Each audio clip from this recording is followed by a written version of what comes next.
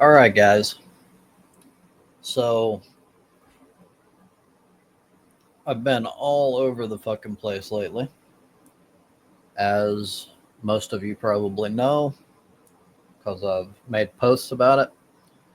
I've recently decided to cut uh, my medication. It's sort of a experiment, and many people don't understand, and that's because they don't think like I do, and that's okay. But if I'm going to be on a medication, I want to know the precise extent at which it helps me. And that is not an easy thing to figure out because there's a lot of elements, there's a lot of factors involved. There's like you have to separate or try to separate, it's almost impossible. Um, Changes in your perception and way of thinking, and the chemical medication itself. And yeah, so I do not like the idea of being subservient to something essentially for the rest of my life. Like I need this uh, medication in order to function. Now that's not the case, but like uh, it is to an extent, or at least it's a spectrum. It's not like black or white. It's like I feel that this medication helps me, otherwise I wouldn't take it.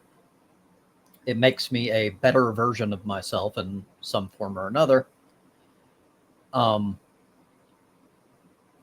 but see, I've within like I don't think it was like 5 6 months ago, I decided to cold turkey off of my medication when there was a hurricane here. It was perfect timing because I couldn't get out, and it made things like I kind of was thinking about doing it anyway, and it was a really bad idea given the specific medication Cymbalta that I was on because it's highly habit forming, and it was a very very bad idea. Things went really badly. This time, my med tech had a death in the family, and it made it to where my med tech had to reschedule, and I had a major problem getting a hold of the person that like links me to my med tech due to schedule differences. We had a like when I woke up, it was already too late. So I had to cut sleep in order to get up on time. And even then, half the time, you still couldn't get a hold of her. So I decided I was already going to try it again, this time weaning off instead of just cold turkey. And due to the whole needing to reschedule, I was like, well, fuck it. I've tried like twice to get a hold of the sort of liaison person, and it didn't work. So I was like, this is a good as time as any to go ahead and start weaning off.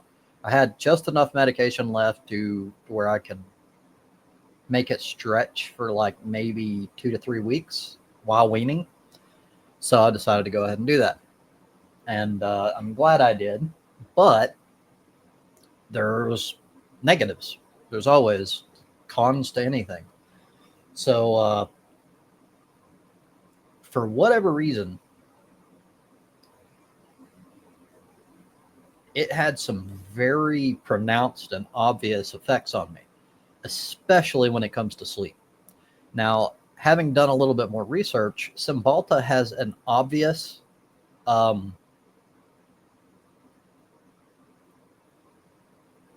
correlation with sleep problems. If you go off of Cymbalta, and especially if you've been on it for a long period of time, there's a good chance you're going to have some sleep irregularities. And I was no exception. And it hit hard. Insomnia became a major problem.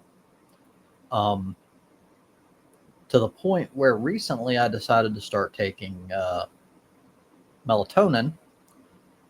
The problem with that is melatonin, for whatever reason, even in small doses for me, makes it to where either I take too little, like I take little tiny 3 milligram capsules, and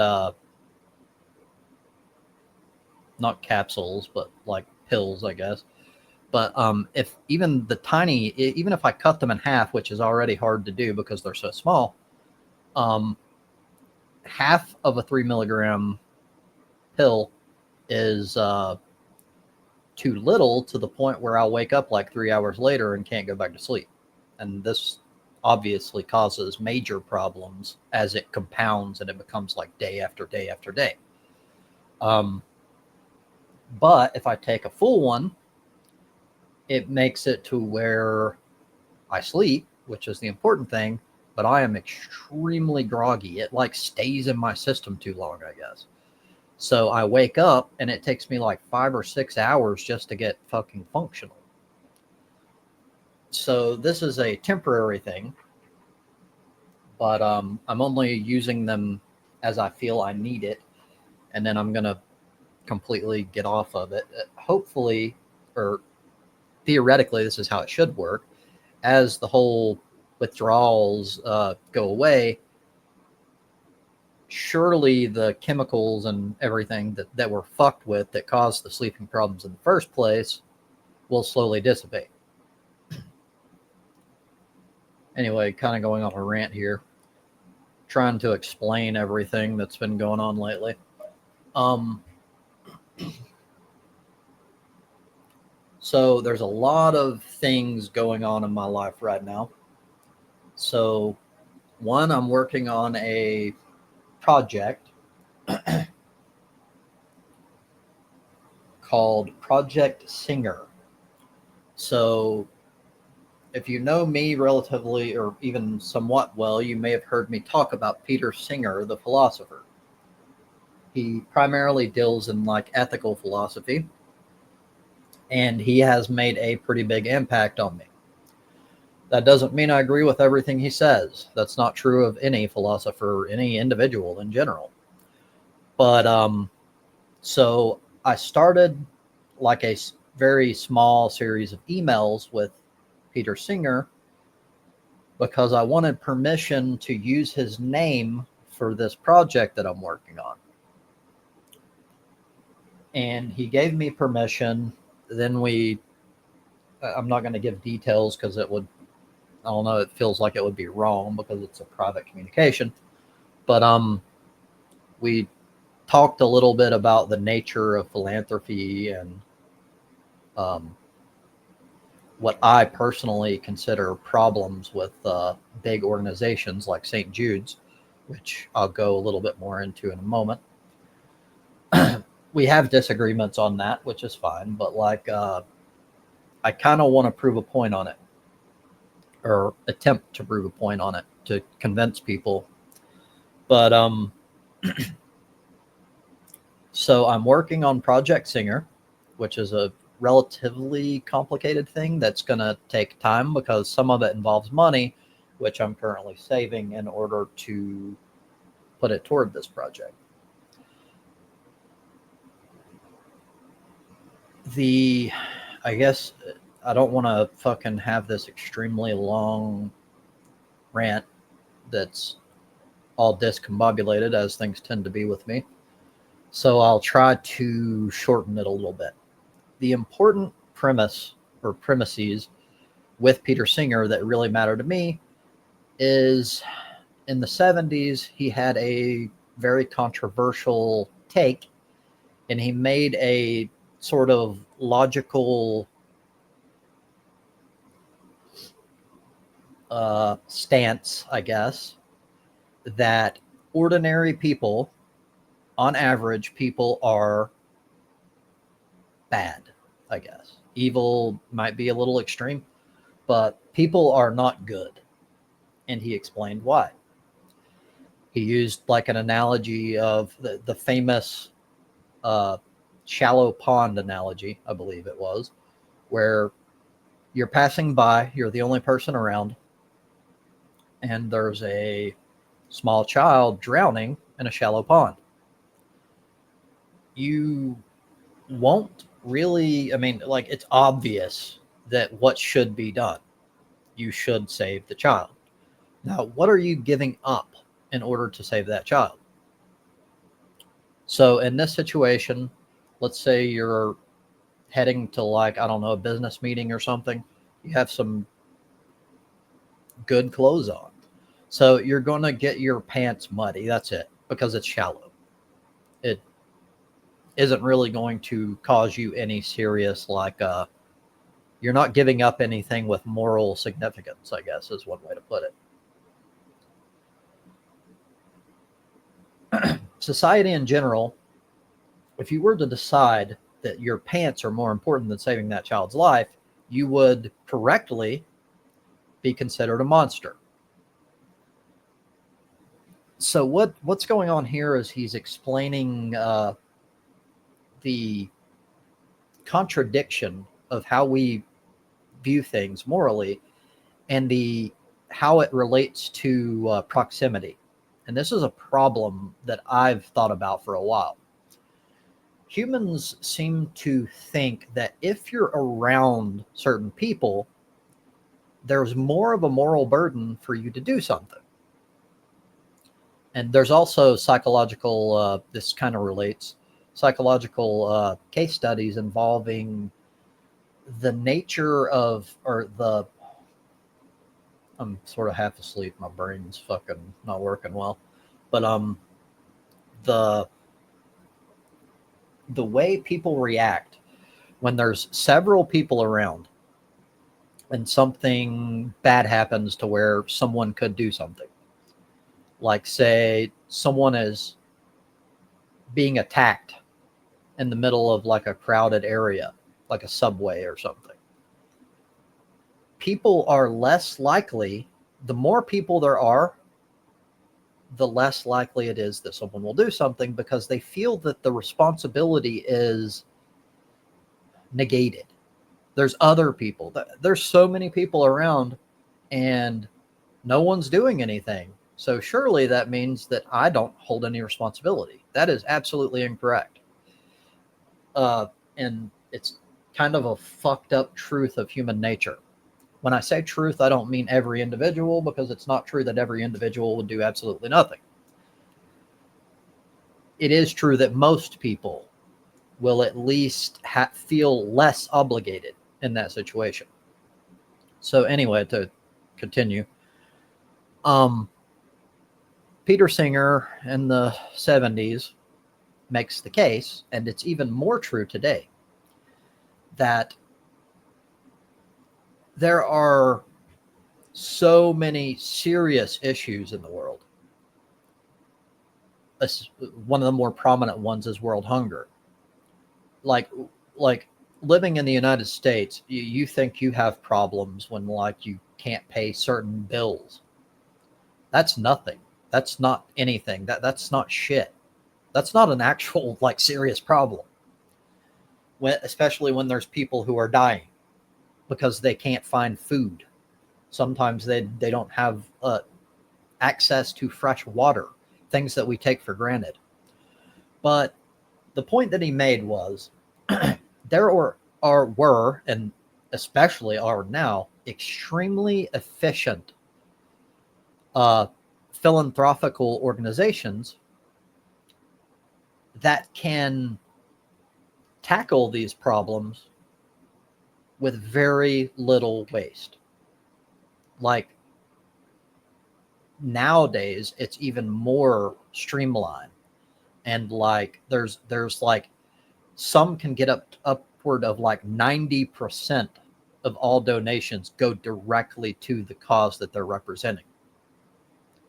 So people don't really have an excuse of like how things used to be. Like, one, you didn't even hear about problems until like months afterward because of the nature that we didn't have the technology and all.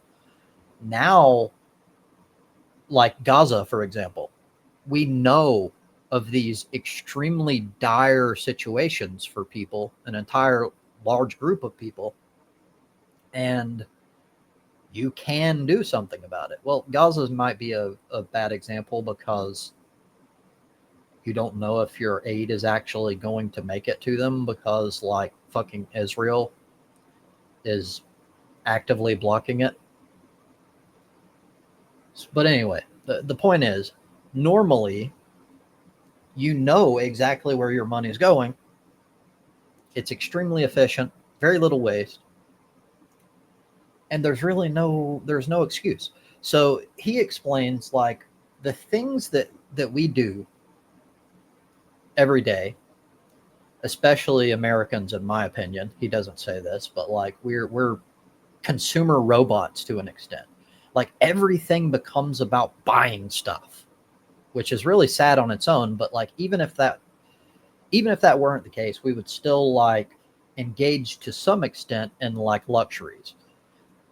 Um, when you go to Starbucks and you spend $5 on a fucking cup of coffee, you don't think anything of it because most people around you are doing the same thing.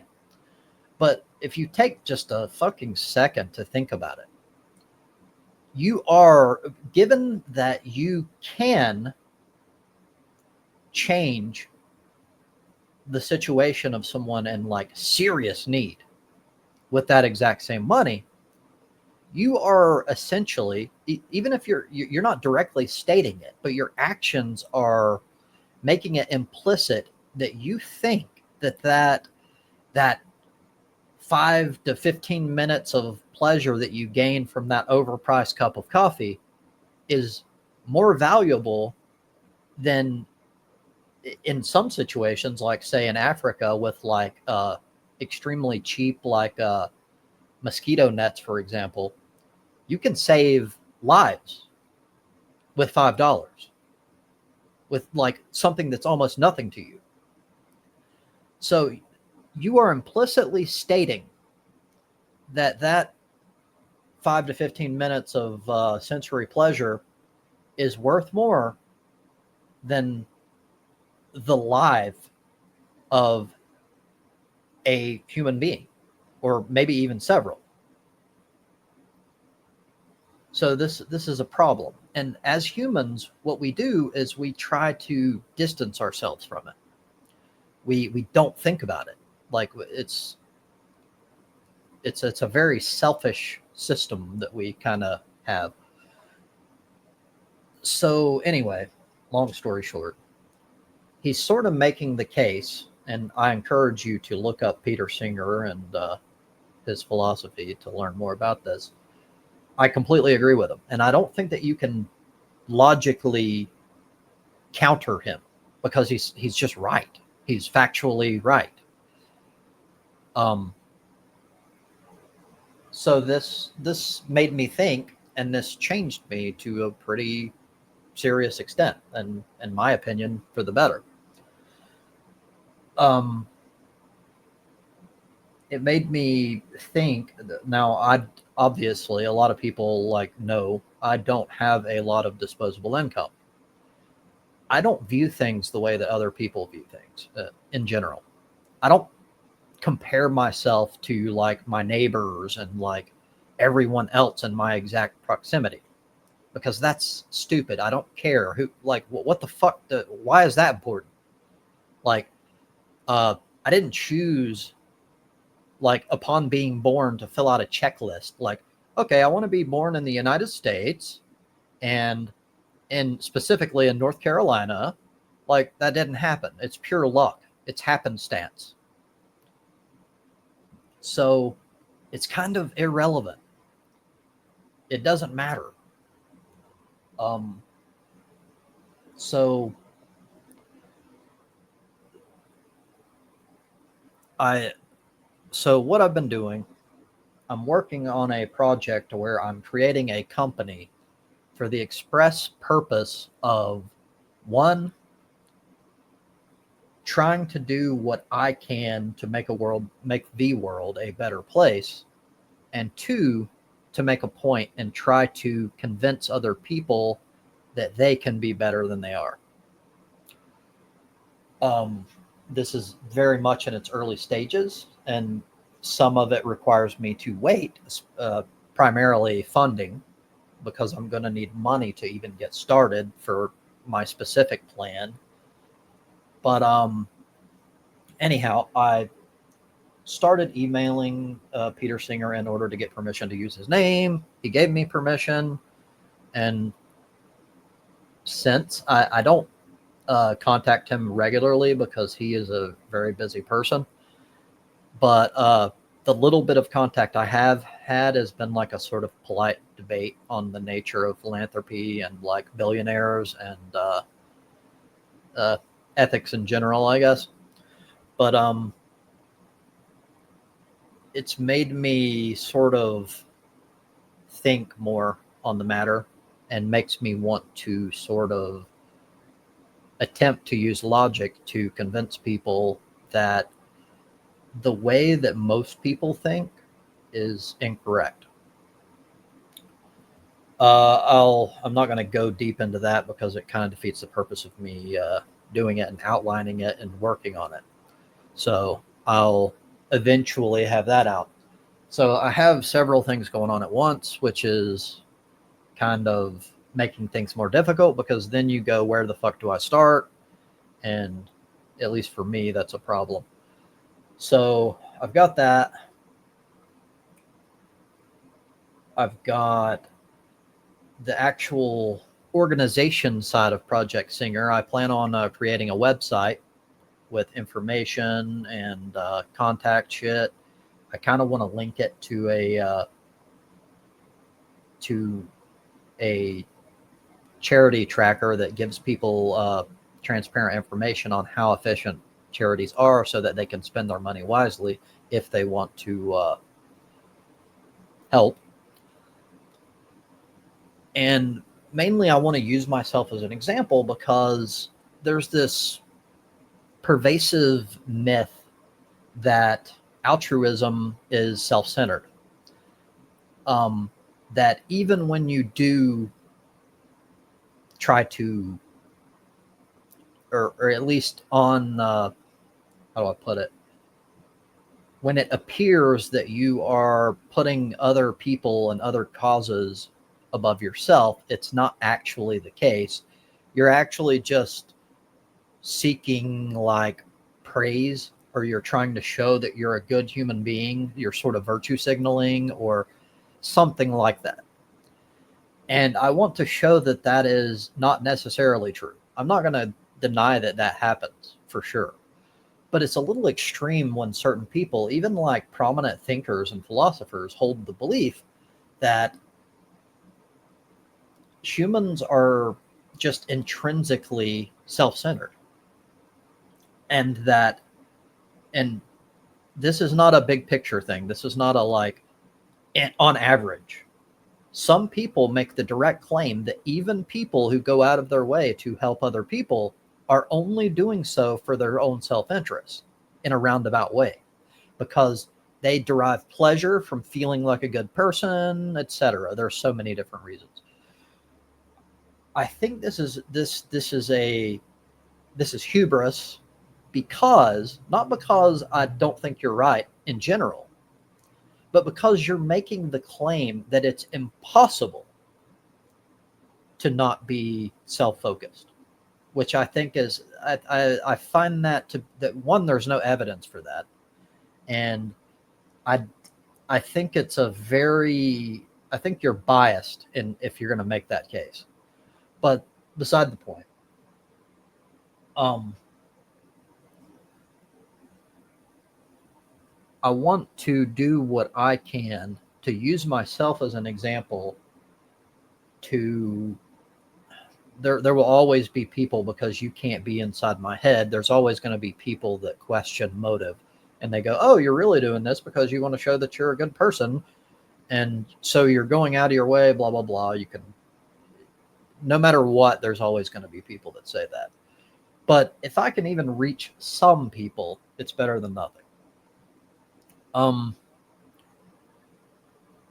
so the plan so far, it's still in its early stages. There's going to be a certain cutoff with this company in profit, to where once, see, I need to stop what I'm currently doing as far as work in order to do this,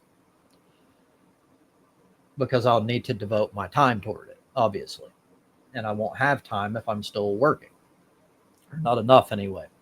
So the idea is I need enough to at least survive myself, and I guess be like,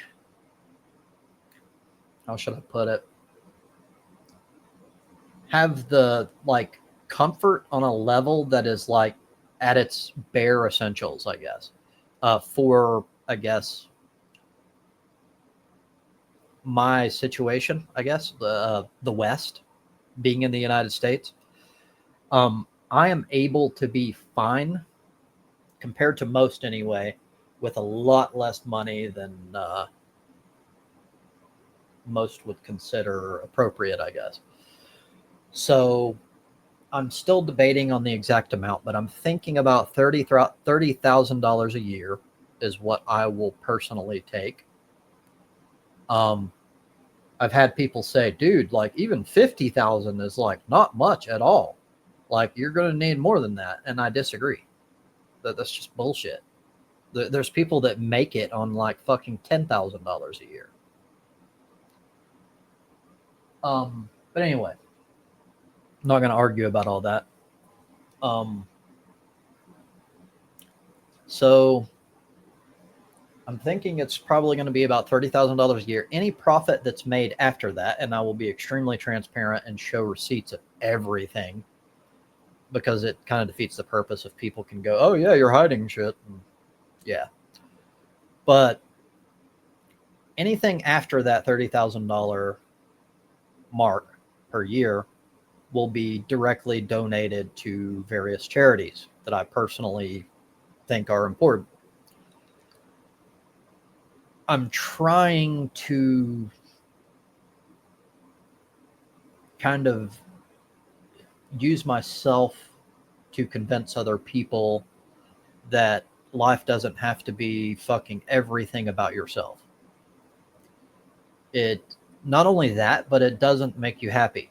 It's an addiction. It's a it's sort of a mental illness, and it's especially a problem here in the United States. But anyway, I'm not going to go too much into that because I plan on having a new channel, videos to explain what I'm doing, all that good stuff, whenever I eventually get around to it. So what else is going on? Still fostering cats as always. That's not going to change. I'm the St. Jude's thing. So had a slight disagreement in email, as I described, involving one specific part where the CEO and also the COO of St. Jude's, being probably the most well-respected and extremely huge fucking charitable organization in the United States, they make, well, the CEO makes like 1.5 to $2 million a year. The COO, unless I'm mistaken, makes like double that. There is absolutely no fucking excuse. None for that.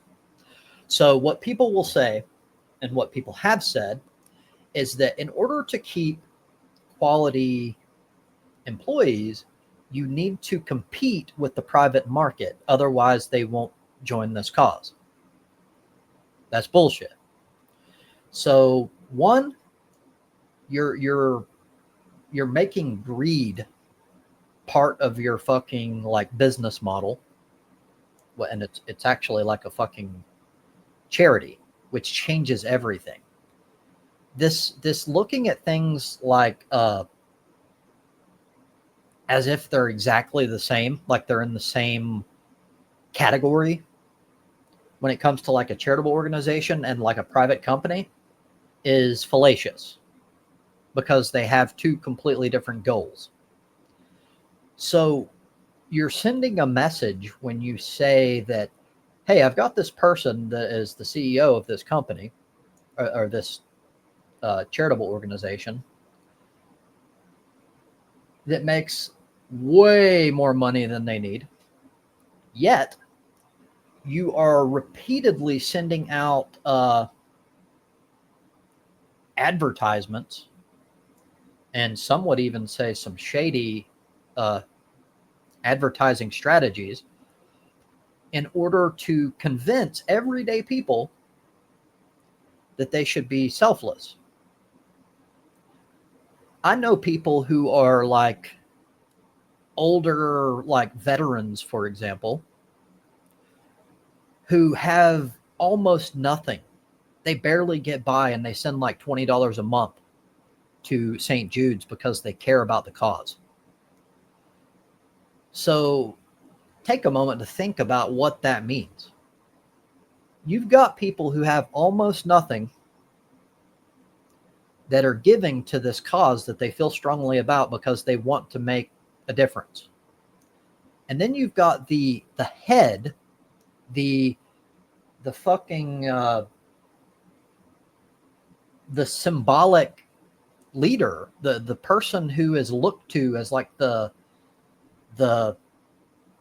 mouthpiece, if you will, for this organization, who is like, so look at it like this. This, rather than providing like a service for profit like a traditional company does, you're taking in money to help a specific cause. You're taking in other people's money because you're convincing them that their money can do good, etc. It's not a traditional business. So, one, the CEO has far less, at least in some ways, far less responsibilities than a traditional company would. That's point one. Point two is, even if that weren't the case, you are supposed to be trying to convince people that doing things like doing something for a cause bigger than yourself is important and what you should do morally. You're not making that message when your fucking CEO makes $1.5 million a year. No one fucking needs that. That's bullshit. There's no excuse for that.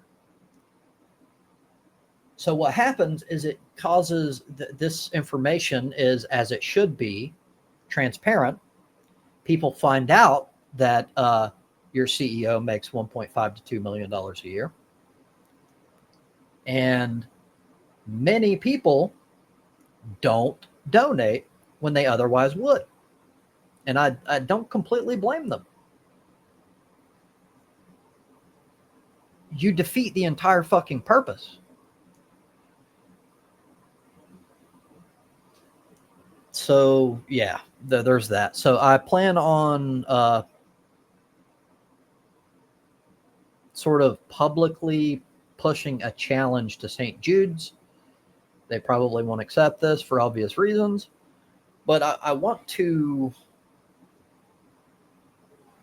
challenge them to take me on as a sort of de facto CEO. The CEO can still remain in place and all that good stuff, as long as I'm given sufficient freedom to quote run things for about 3 months. Quarter of a year is not a lot of time. I will do so for free. You don't have to pay me.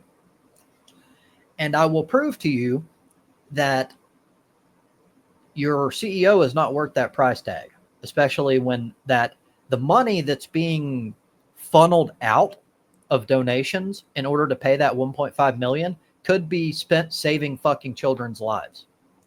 And that's why there's no fucking excuse for it. Because you're taking from the same fucking pot. There's no reason.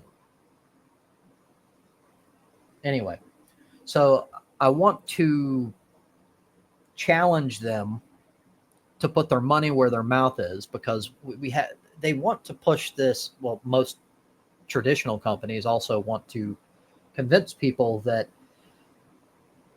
CEOs and people in like large positions in companies, especially large companies and charitable organizations, etc., are worth what they are billed for, because they have greater skill, intelligence, knowledge, etc. I want to combat that claim because that's bullshit. So, what is my claim? It is not that I can do a better job than the current CEO. I might. That would be awesome. But that's not my claim. My claim is that I can do a job that will cover everything needed for the organization without squandering fucking $1.5 million. So, in essence, this is how you should look at it. Give me 3 months. Now, keep in mind, I have very little on paper education. I'm just some random dude in the fucking backwoods of fucking North Carolina.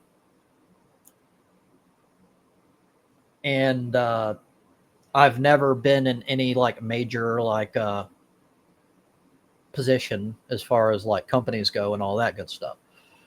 So what I'm seeking to prove is that anyone can fucking do that job and do a better job in terms of what you get for what you pay for. So in other words, given that I have absolutely no experience or anything, give me 3 months and I will show you that even if my performance is less than the current CEO,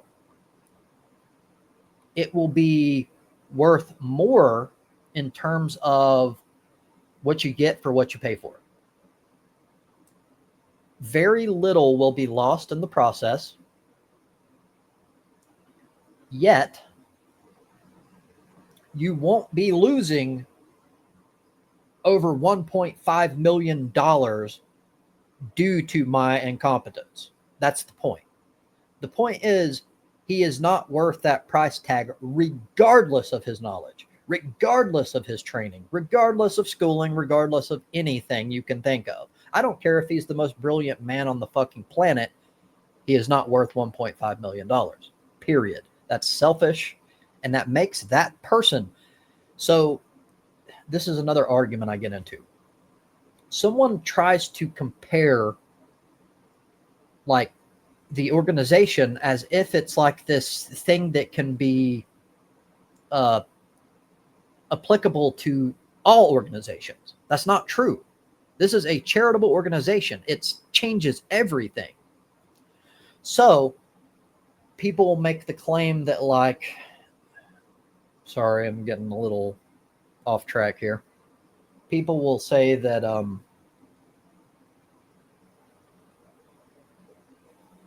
yeah, sort of what I went in before, that like there's a market value. Now, for one, because there's a market value does not mean that that value is correct. This sort of goes into like the fallacy of what is it? The appeal to the majority, where, well, it's not exactly an appeal to the majority, but it kind of links to it.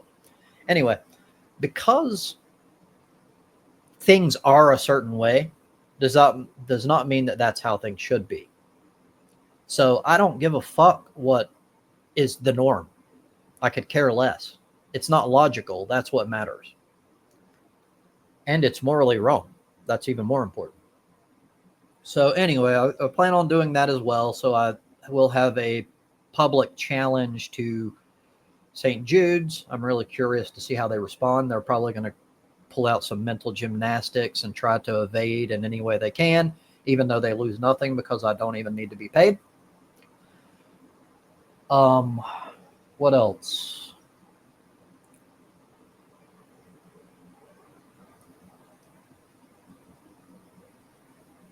Still fucking half asleep.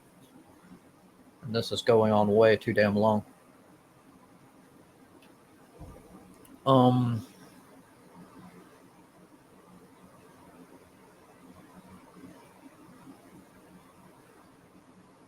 hopefully I can get back on track with live streams, which would be tomorrow.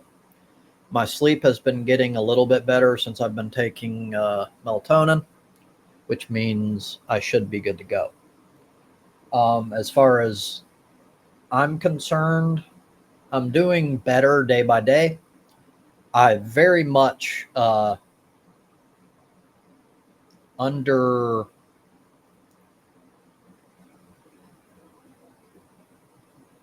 I can't think of the fucking word. I get locked up if I can't think of a specific word. Um, I don't know. I didn't expect the withdrawals for the medication to be this bad, given that I've done it before cold turkey, and this time I'm weaning. So, yeah, that was sort of eye opening. Also, I don't like that this shit is not transparent given the amount of information and like clinical studies we have with all of these things. Because I would have never taken this medication in the first place if I knew that it caused or even could cause this level of sleep dysregulation. I just never would have fucking started to begin with.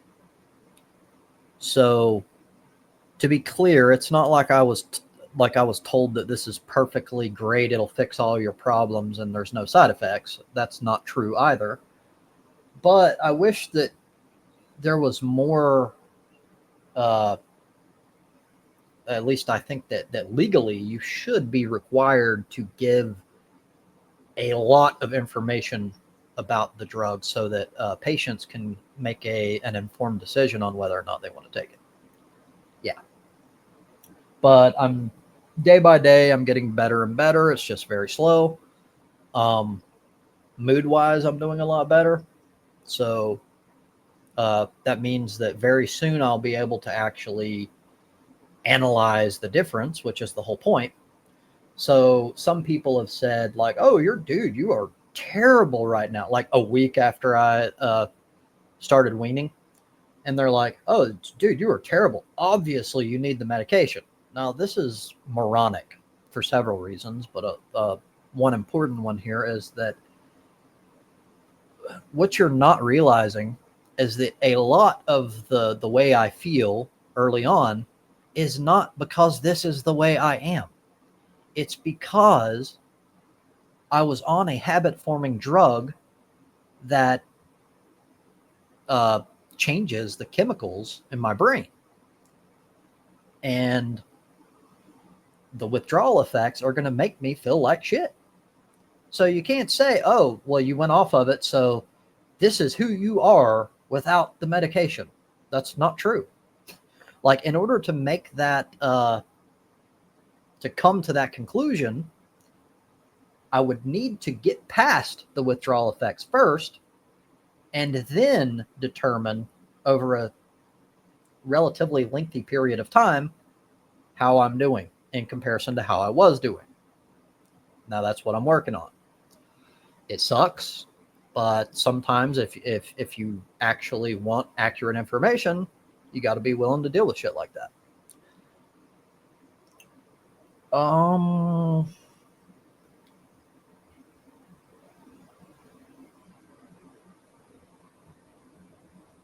I believe that mainly covers everything I wanted to. So, thank you for your time.